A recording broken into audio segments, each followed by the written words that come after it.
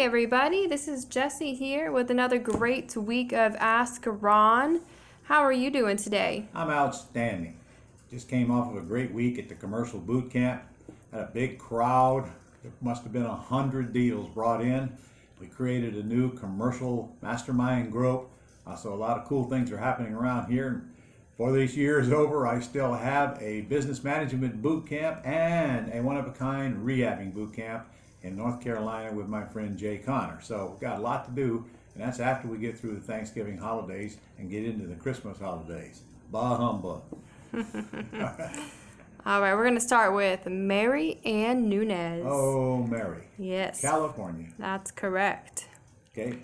Once I have done a few deals, I then plan on getting an LLC because they are costly in California. Yeah, they are.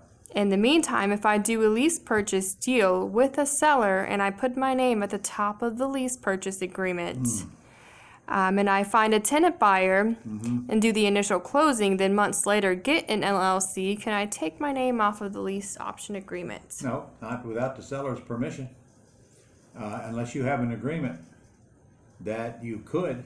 Now look, you don't have to have a California LLC, Mary. You can get one in another state if you want. If all you're trying to do is save annual fees. But of course, California's still going to want their share of the income taxes that come from that deal, state taxes. Or you can do it in your own name, but it's risky because you are now personally liable for those payments on that lease for whatever term it is. And I guess you could do it, but if you are expected to decide or to replace your name with an LLC, that has to be a separate agreement and probably should be drawn up by your attorney. Geez, it would be easier just to get an LLC. All right, good. Thank you. Shawn Durkovic from Ohio. Shawn? I am personally the beneficial interest to a land trust in Ohio, and my LLC is a trustee. Okay. I wanted to sell work for equity, but holding for several months decided to straight rent. The city requires me to register the property to rent it. That was discovered when the renter went to turn on the city water. Okay.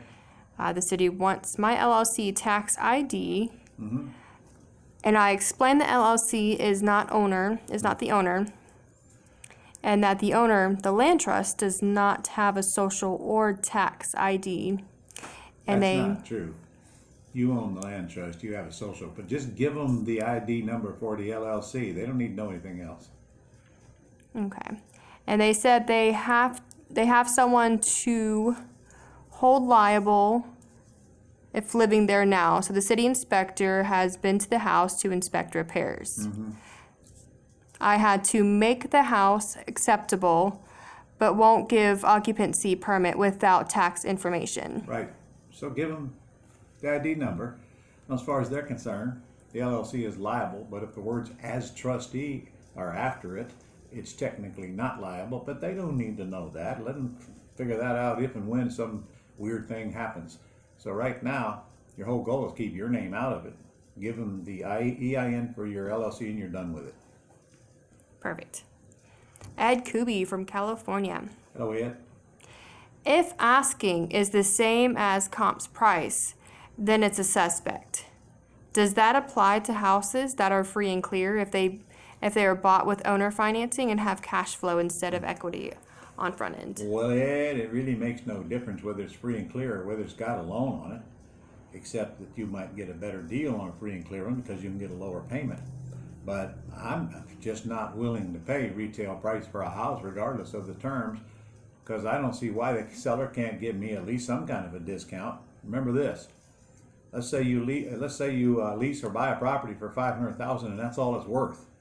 Remember, you can only raise that price so much, and the only profit you're going to get on the front end of that thing is the difference between what it's worth and what you raise the price to, or what your sales price is. So you got to raise the price to get any money, and you can do that, but it's limited. So I'm just not. Look, you can pay retail price if you want. You've got other good terms, and I suspect there's probably good reasons for you to do that, but I'm not going to do it. As far as I'm concerned, if I got to give them top retail price, I'm going to hit the door and go find a better deal. It's up to you. Great, thanks. Ruthier Wilcox from Texas has two different questions. First one. I have a property free and clear in Texas, asking for 1,250K. They think it will appraise for 1.25 also. The real estate TBC states it's 556,179. How do I construct this deal, or is it a no deal if the seller is not willing to come down? I have no idea what you just said. Okay, I can't make heads or tails of that. All I heard is 125, then 150, and then 500 and something. You're gonna have to rephrase that question. I honestly do not understand it, and submit it back Gotcha. in English. Next question. I have another property that has a loan balance of 220K. Okay, Seller is asking 679K all right, and thinks it will appraise for 700K. all right. It states that 494,279. Is what? The loan? That's what the real estate ABC states. So it seems No, like that's not true. If the seller thinks it's worth $700,000, you're looking at crappy comps on Real Estate ABC. You probably need to spend more time learning how to use that website. I'm only interested in the top 2 comps on Real Estate ABC that are similar in square footage and close in proximity that sold within the last 6 months or so. There's going to be a lot of them that do not meet that criteria, and you've got to learn to ignore them because they were sold under some kind of distress. And also ignore the Zestimate. The Zestimate is almost always wrong. Most of the time it's low, which is actually good because that's what a lot of sellers use to determine the value of the property because they don't know how to read the comps on Real Estate ABC or Zillow or any other site.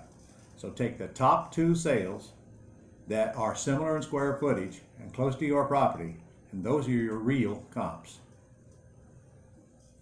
great. Thank you. Ragu Pothuraju from Virginia. I'm sure you massacred that name, sorry. All right. How much deposit and monthly should I propose, if at all, if the seller rejects my offer? Well, that's not how it works, sir. That tells me you probably have not been trained, and we probably all need to get you there first. Which brings up an interesting point, guys. You submit these questions, and I give you answers, and what bothers me is you don't hear what I say, or you misinterpret what I say because you've had no training. Look, if you want to learn this business, it's good that you're a subscriber to the Gold Club, but the Gold Club is not meant to train you in this business. It's meant to support you and give you all the back-end tools and support and communications with other people that are in the same group. You've got to get trained if you want to do this business. I have a quick start school, 4 days. I have a terms course. I have a wholesale retail courses. I have something to get you going. You're not going to learn this business by watching videos on Gold Club. So your first step is to get to my school. Look, I'm getting old. How long am I going to be able to teach it? I don't know. But if I were you, I'd find a way to get into the Quick Start School. We do finance it. Check with the office. Get some training, and then these questions will no longer be your concern. You'll be out there doing deals. Because it really scares me when you submit questions like this that are so basic. It tells me you really don't have any idea what we do or how we go about it, and that would make you dangerous. Now, what was the question? Totally forgot. All right, so the Seminar second. over. My initial offer is to buy the house with the option to buy it at the loan balance at the time it's purchased. That means you are buying it at the balance, not the option to buy it. If you're buying it, there is no more option. You own it. So your purchase price is the loan balance at the time of purchase. Okay? Got it? Got it. This is a FSBO property in Northern Virginia.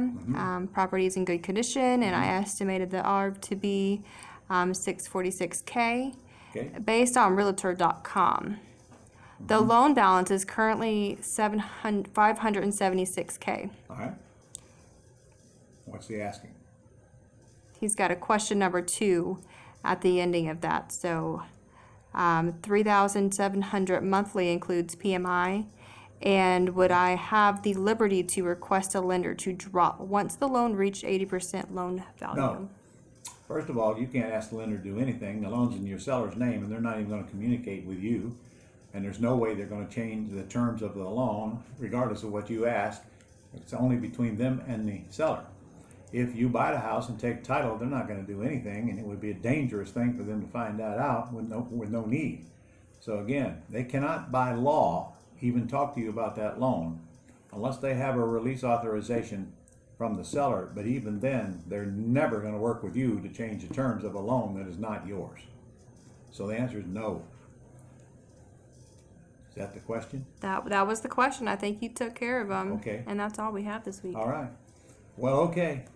I'll see you next week, right after we have Turkey Day, heading into Christmas. Can eat plenty of pies, I'm sure. Okay. Well, actually, this is coming out after Turkey Day, so I'll see you. I'll see you next week. All right. Go do some deals.